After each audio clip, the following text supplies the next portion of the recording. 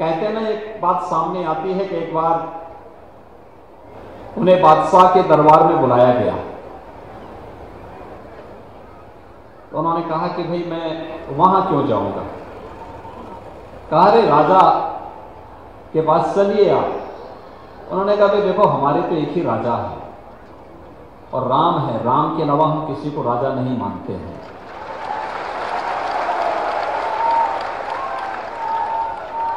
ये भगवान राम की ही कृपा है। इस बुंदेलखंड की धरती पर जन्मे हुए संत के श्रीमुख से जो वाणी निकली और राम कथा के माध्यम से, वाल्मीकि के रामायण के माध्यम से और रामचरितमानस के माध्यम से जन जन तक व्यासपीठ के माध्यम से पूज्य बापू के द्वारा पहुंचाई गई है, पहुंचाई जा रही है। और हम सब के लिए सौभाग्य की बात है कि जब अयोध्या में राम जन्मभूमि भव्य मंदिर निर्माण का कार्य अपनी चरमता की ओर बढ़ रहा है, और उस समय तो ललितपुर की धरती पर, ललितपुर के बारे में कहते हैं कि ललितपुर नहीं छोड़ियो,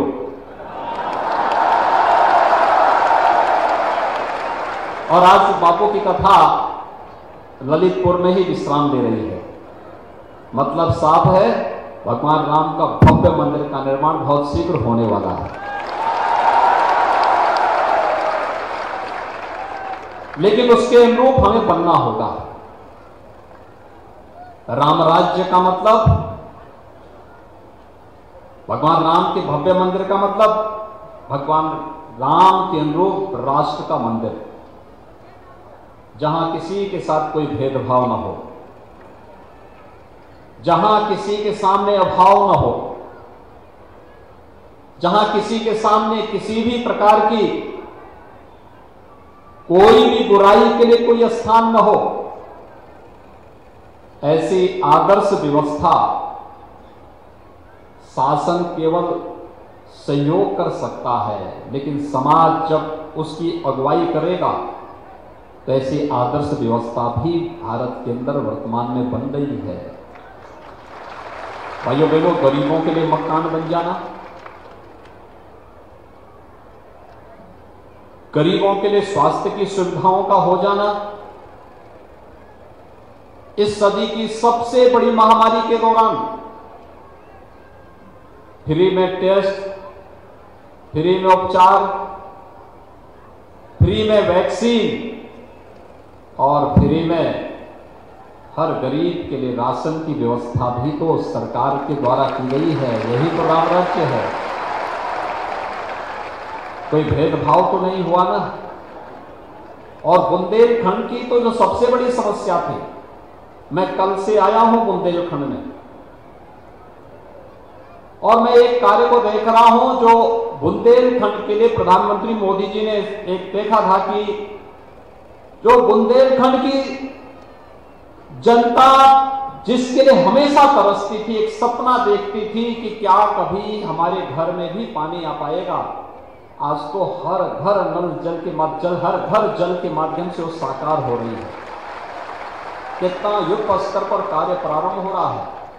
मैं कल से देखा हूं, कुछ परियोजनाएं इसी जून में पूरी हो जाएंगी, कुछ अगस्त में पूरी होंगी, कुछ अक्टूबर में पूरी होंगी, कुछ नवंबर में पूरी होंगी, कुछ दिसंबर में तक पूरी होंगी, और दिसंबर तक हम लोग लगभग संपूर्ण बुंदेलखंड के हर गांव और हर घर तक शुद्ध आरओ का पानी घर तक पहुंचवा देंगे। खेतों के लिए सिंचाई की योजना को घर उसके खेत तक पहुंचा देंगे। डिफेंस कॉरिडोर का निर्माण भी यही होगा।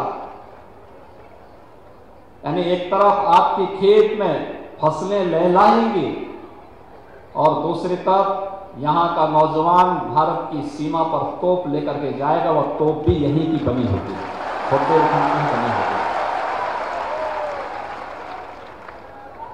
और समय समय पर इस प्रकार की कथाएं एक नए ओज और तेज के साथ हमें कार्य करने की एक नई स्फूर्ति भी पैदा करेगी। भाइयों बहनों, हमें इस अभियान को एक निरंतरता देना होगा, एक सामूहिकता के साथ हमें कार्य करना होगा। क्योंकि सामूहिकता में बड़ी ताकत होती है। भगवान राम ने भी तो यही किया था। भारत की सामूहिक ताकत को पहचाना था भगवान राम ने। लंका पर चढ़ाई करनी है तो अयोध्या और जनकपुर से सेना नहीं जाएगी, बल्कि बंदर और भालुओं की सेना को खड़ा करके उन्होंने उस समय के सबसे बड़े ताकतवर योद्धा का सामना किया था और विजयश्री का वर्णन भी किया था। यही समाज की ताकत है। अगर भगवान राम भी भेदभाव करते, छुआछूत करते, तो क्या वे सबरी के जूठे बेर खाते? क्या हनुमान जी उनके सेवक बन पाते? क्या राम राज्य की स्थापना का मार्ग प्रशस्त हो पाता?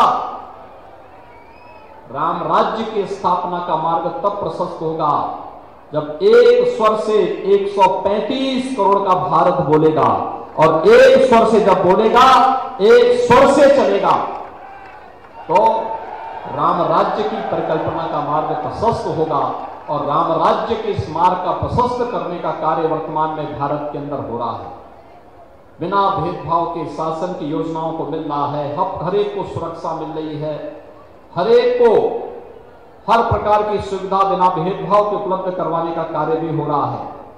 और बिना भेदभाव की इतनी बड़ी कथा में आपको आने का अवसर भी प्राप्त हुआ और साथ साथ प्रसाद ग्रहण करने का भी सौभाग्य प्राप्त हो रहा है।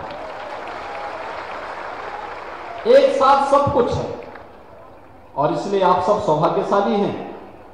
मुझे बताया गया कि लगभग 4 दशक से बापू की कथा ललितपुर में हो, ये ललितपुर वासियों की तमन्ना थी, लेकिन लगता है कि ये सौभाग्य मुझे मिलना था कि जब मैं दूसरी बार मुख्यमंत्री होऊंगा तब उसके बाद ही बापू की कथा यहां होगी।